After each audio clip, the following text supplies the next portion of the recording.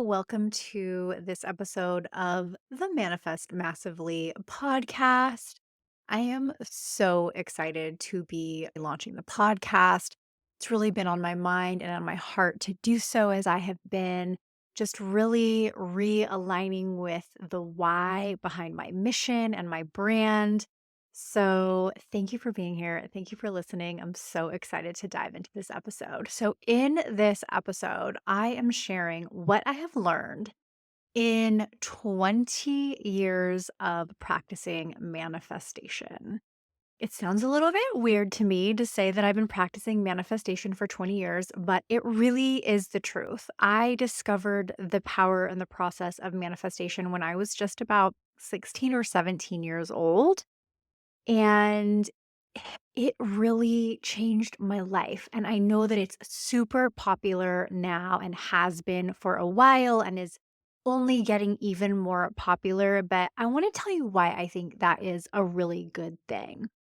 I think it's a really good thing that manifestation is popular and mainstream because ultimately it really does guide us to our own personal responsibility and our participation in how we are contributing to life, how we are perceiving life.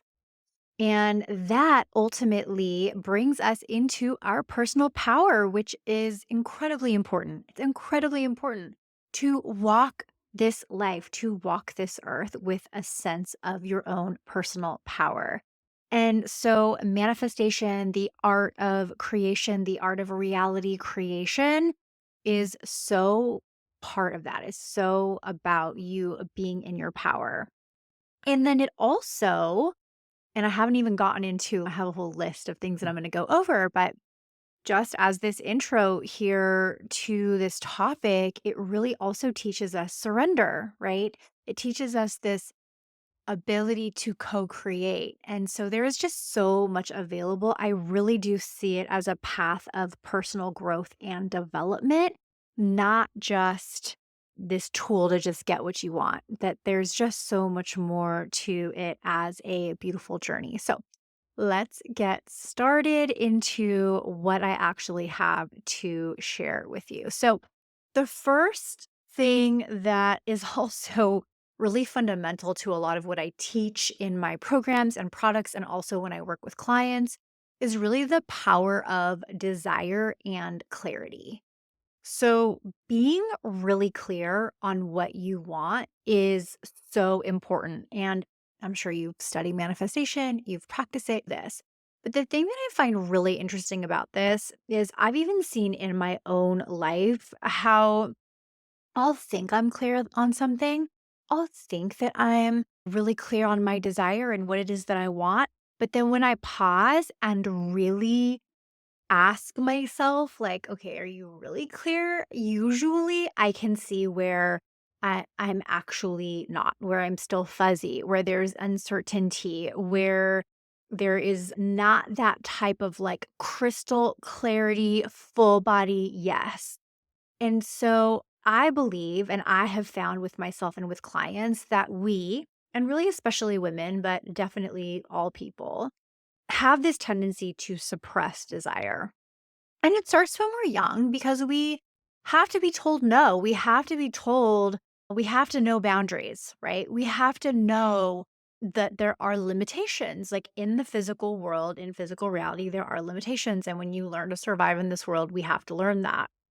But even on a deeper level, and not to get into the psychology of how certain things are developed, but when you're a people pleaser, when you grow up in certain environments, when your needs aren't taught to be absolute priority, then you can develop the patterns of really suppressing and instead doing things for other people, doing things for approval, doing things to make other people happy.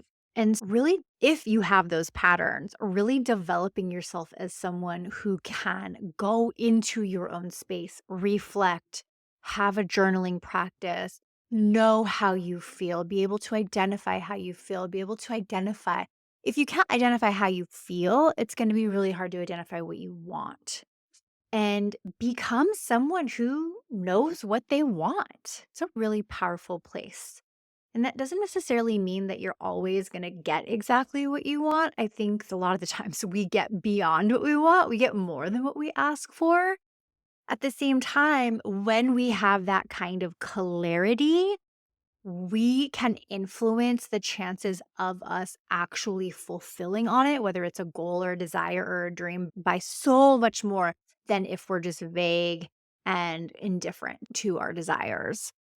So, number one is desire and clarity, the importance of desire and clarity, and also the benefits of becoming someone who absolutely knows how he, she, they feels, who knows how he, she, they, what the desire is, what the contrast of the desire is.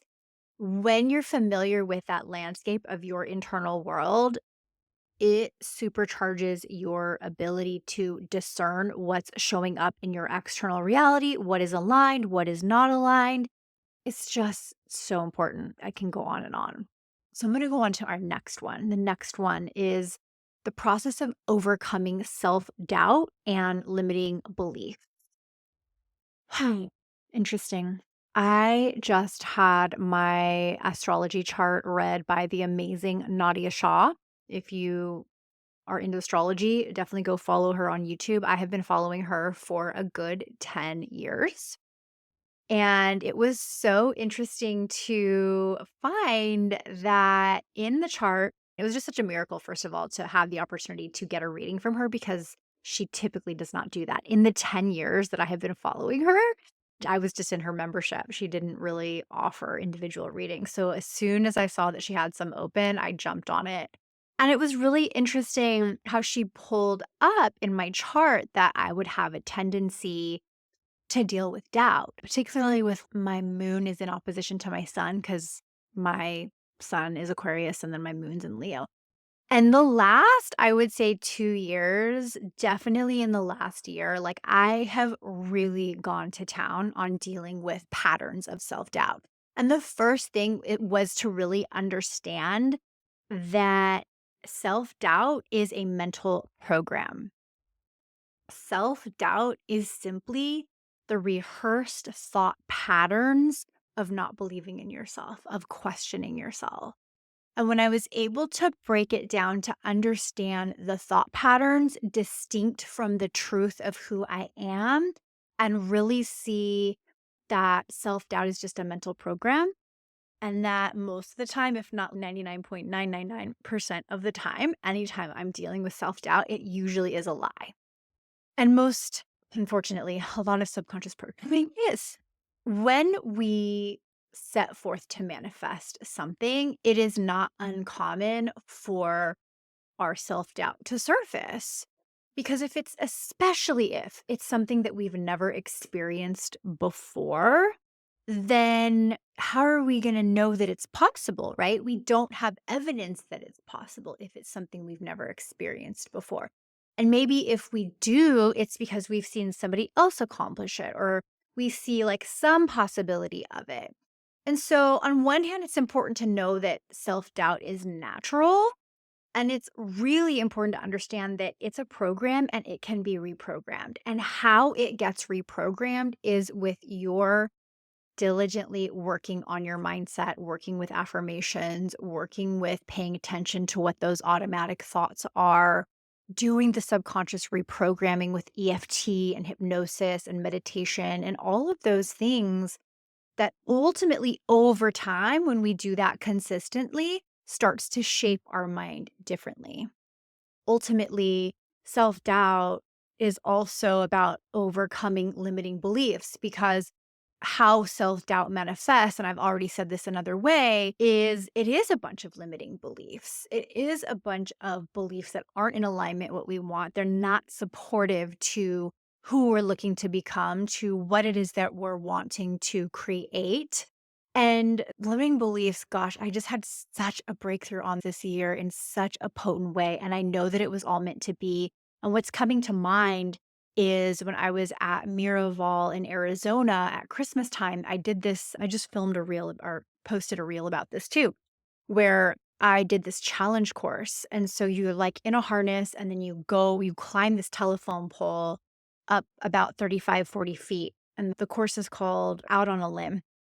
And so the challenge is you get to the top of this telephone pole and then you traverse across this log basically, but you can't hold on to anything. So you're harnessed and you're balancing, and somebody is like holding you basically by a rope.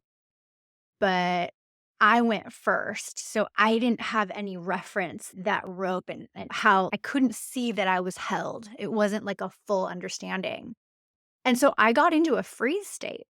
And I was standing there and I didn't wanna because you literally have to let go of the pole in order to step and walk across. And basically, the coach asked me, "What are the thoughts going through your mind?" Because literally, like, I was telling my leg to move, to take a step, to start moving towards the middle of this log. I was telling my hand to let go of the pole that I was holding onto so that I could take those steps, but my body was literally not responding. So the coach says to me from below, What are your thoughts? What's going through your mind right now?" And I just basically reflected it all out. I was like, what if I fall? And if I fall, like, I know I'm harnessed, but my body doesn't really understand that. And you didn't really tell me how to fall. If I do fall, like, should I fall forward or should I fall back? And what if I lose my balance? And am I taking up too much time? Like, I just drained everything out of my brain that was going on in that moment. And she was like, "Hey, notice how all of those thoughts have to do with what if you fall or getting it right and not making a mistake." And we just really highlighted it. And I just reflected back thinking how amazing it was of an opportunity to be so in the present moment with my mind as it was generating all of these negative thoughts and beliefs, because ultimately it thought that it was keeping me safe, even though I had another human that was watching out for my safety. And I had all of these tools in place. So the safety, the unsafeness was really just a perceived reality. And in a way, the fear was very much irrational. And so her coaching to me was, why don't you try a different direction? Which actually, the way that I was standing, I was like facing where all the people were. And I was leading with my left, and I'm right foot dominant. So I turned my whole body around and I started to say things differently in my mind. I'm safe. I can do this. Let's just take one step. And within a few short minutes of just saying things differently in my mind, I was able to take that step and let go of the pole and then take the next step and then take the next step. And then this incredible thing happened where I got into like flow state, because then I just wasn't thinking anything and I was just stepping, and had some fear come up again. Like, I was like, okay, like, that's it. And then I just kept going and I made it all the way across and then again back to the middle. And to see this play out with what was going on in my head, what my body was doing, changing the actual thoughts that I was thinking to then having the action and then seeing the actual result of doing the thing that I really didn't think I was going to be able to do was absolutely mind blowing. And so I pass it along to you because we hear about how important our thoughts are. And if you study personal development to any degree or manifestation to any degree, you're going to hear from all of the teachers that what you think and what you believe is all very important.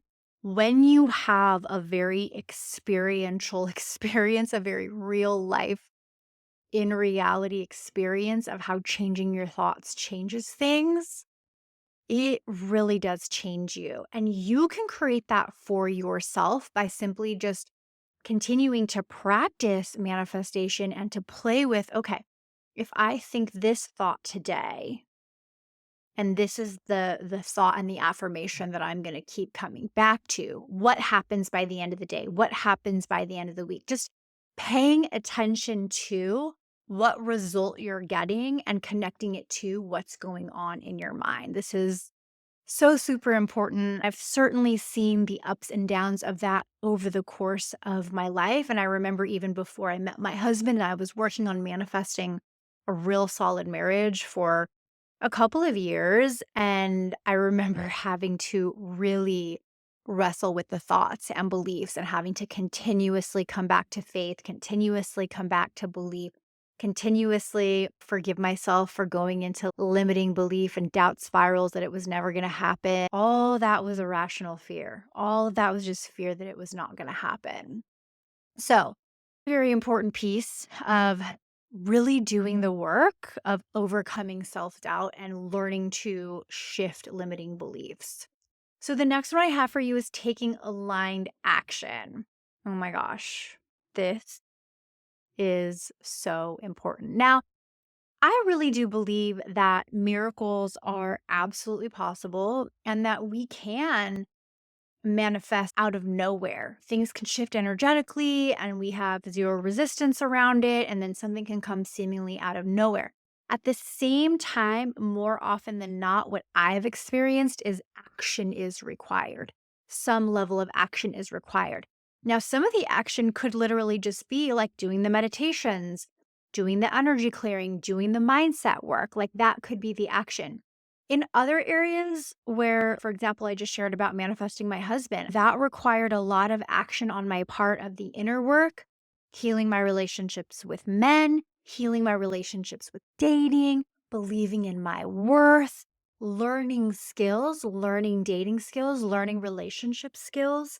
That relationship was not going to form just magically out of nowhere because it required my direct participation. And in a lot of ways, there was a natural compatibility, but you can have a person that you are absolutely compatible with. And when you do life with them, like communication is required, listening is required, there are actions required.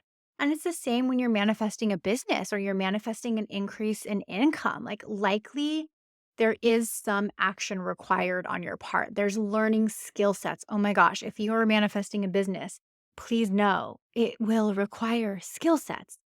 And that's actually, in my opinion, the beauty. Because, like I started off saying, manifestation is this beautiful way to grow. And in order to have this thing that I want, this thing that I'm manifesting, yes, synchronicity can happen and people come into my life. But then I have this ability to actually learn in my skill set, grow my skills, increase my knowledge, which means I'm then growing as a person. What you're going to find more often than not as you manifest more and more and as you reach more and more goals is it's who you become in the process and the growth that you experience. And oftentimes that growth is based on how much action you're willing to take.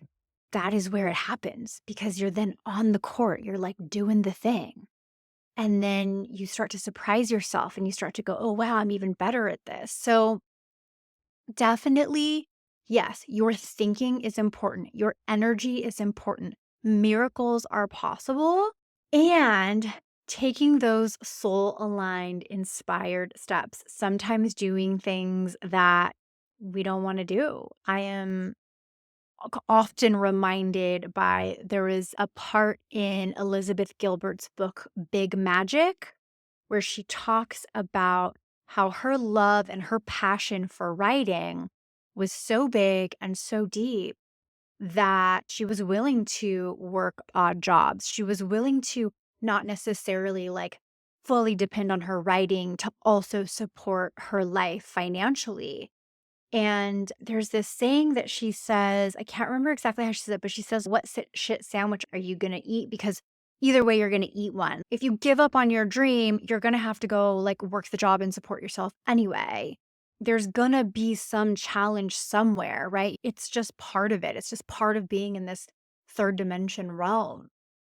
And that doesn't mean it has to be hard. Oftentimes, the hardness comes from the resistance that we bring to it. And this was another huge one for me this year was hearing Tony Robbins share, like, our problem is that we think we shouldn't have any problems. And when I heard that and I started to really go, wow, I really did have the belief that I should get to this somewhere place in the future. where I'm just problem free and everything's great. And that's when I've reached like the manifestation pinnacle. And that's just not to set yourself up that, like, someday you're gonna be in this, like, beautiful state of perfection where you're never gonna have any challenges and you're not gonna have problems. It's such a setup for not just a failure, but it's like a setup for an unfulfilling experience. And when you start to shift your perception about problems and just realizing that they're there to challenge you, you're there to learn from them, or you start shifting the context about them. And a lot of ways, like, problems that we have are actual quality problems, but we just don't treat them that way. Oftentimes, like, it's just good problems to have, the problems that we have. Aligned action is important. Being in action, doing the darn thing, it's gonna serve your growth so much, which you're gonna come to really value as you continue on your journey. And I have 4 more for you here. Yay. Okay. So the other one is healing from the past. Oh my gosh. I'm not going to go too far down the tangent of healing trauma or anything like that, but Hmm. your past and the hurt from it, whether it was from something with your parents or any significant trauma, literally informs your expectations of life, your view of yourself, and really allowing yourself to be complete with your past is so valuable. And what I mean by being complete with is really having this line of demarcation of who you were in the past and what happened in the past, very distinct from who you are in the present moment and the future that you are living into.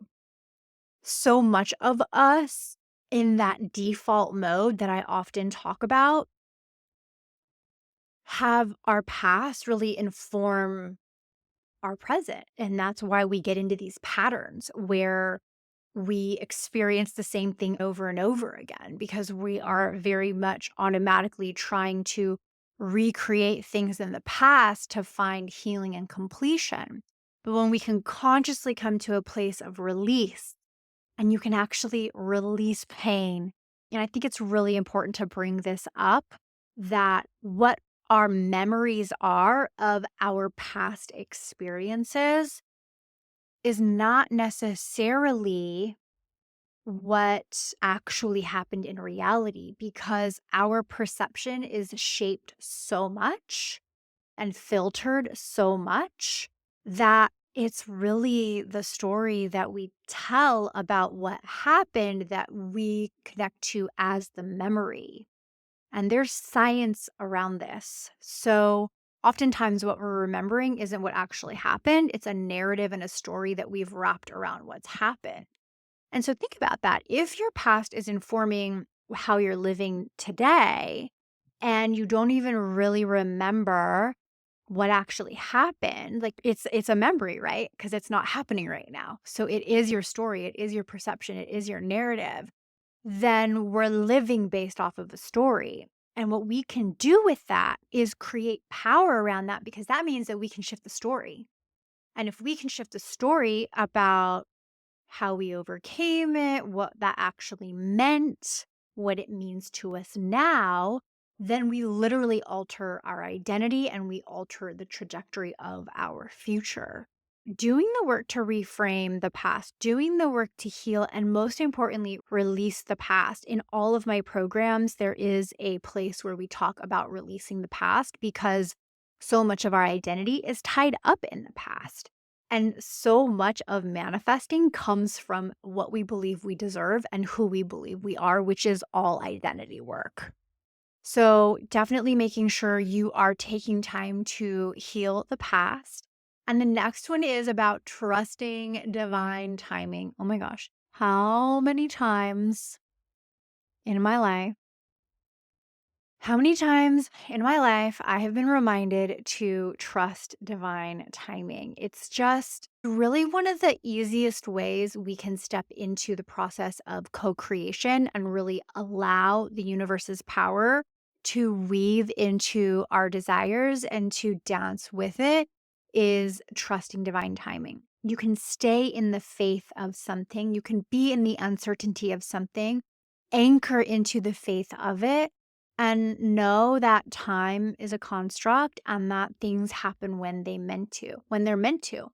When you can stand there in that belief, you give yourself more space to actually stay in faith. And when we stay in faith and we anchor in faith and we anchor in like absolutely trusting and knowing that what it is that we are standing for, that what it is that we are setting into motion is going to happen, there's a freedom that comes with that because we can let go of the hypervigilance. We can let go of the excess control. We can literally just be in our full aliveness, which is so important. You got to agree with me on that one, right?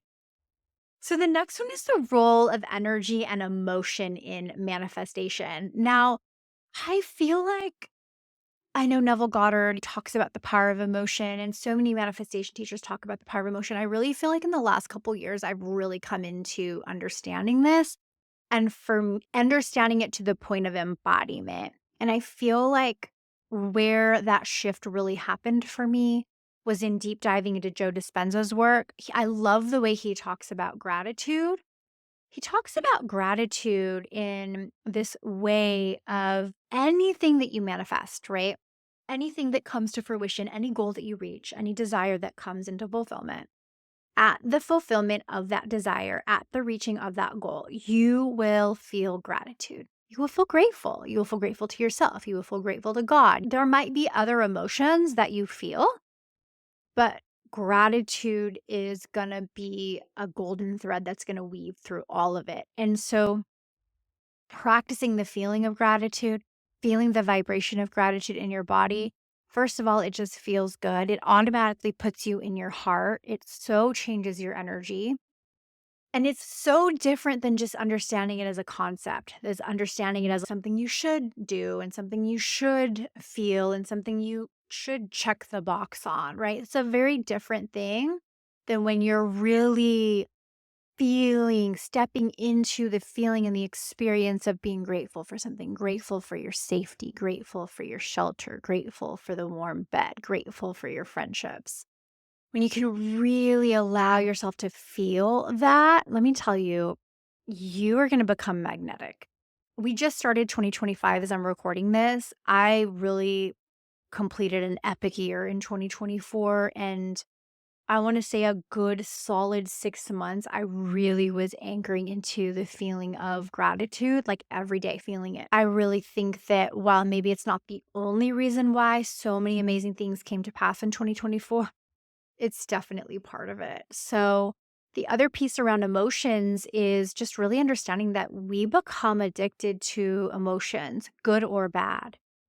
And yes, it's normal to feel something like sadness or grief. Yes, it's normal to experience anger. And it's not that there's anything wrong with those emotions, but the vibrational alignment of what you want to experience is usually not sitting in those emotions. And so if you are perpetually feeling those emotions for weeks and months on end, and it's your mood and it's become who you are, that's where you really want to watch and look. That's very different from having an experience, having an emotion about the experience, processing the emotion, acknowledging it, and then releasing it, and then guiding yourself back to a higher and better state because you deserve to live in a beautiful state of mind. You deserve to live feeling good about yourself and your life. And emotions are part of life, they're part of the human experience, yet we're not meant to stay stuck in those lower vibration negative emotions for years on end. We are meant to transcend them. And that can sometimes take practice, which we aren't taught that. We're not taught a lot of things that we should be taught for mastery, right? But I think that it's just when I started to really embrace that, it helped me on a day to day basis have more self awareness, have more consciousness about what I was feeling, giving more space to actually allow myself to process those emotions, and then guiding myself back to feeling better. And then look at that over time. Like, I feel better about my life, like, really. So, that's something to really pay attention to. And the final one is really about constant, continuous growth and expansion. I was in a program many years ago that posed this idea of making a commitment, a lifelong commitment to your growth and development, to your expansion. And when you are someone who not just like dabbles with manifestation, but just knows that living a life as a conscious co creator on the planet is part of your path, it's part of what you embrace as what it is to be human, as what it is to be having a spiritual experience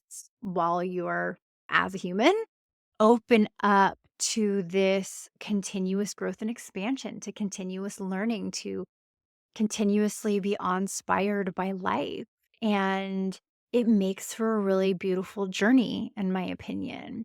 And so, whether your manifestation hasn't come to fruition, but you're learning and growing, and so you're enjoying the experience of the learning and growing, right there, it creates this underlying tone of continuous opportunity and staying in and open to possibility, which I think is just like where it's at, right? To be alive in the fullness of life and open to possibilities. That is, yeah, just such a great place to be. Such a great place to be. So, that is what I have for you. What I have learned in 20 years of practicing a manifestation and many more years to come. So definitely let me know. Was there anyone that stood out to you? Was there anything that you haven't really tried yet or hadn't heard? I would love to know. Is there any of them that you definitely have tried? Definitely want to know how you feel about all of those ones that I've shared. And thank you so much for listening or watching if you're watching on video. And I will see you in the next one. Okay, bye.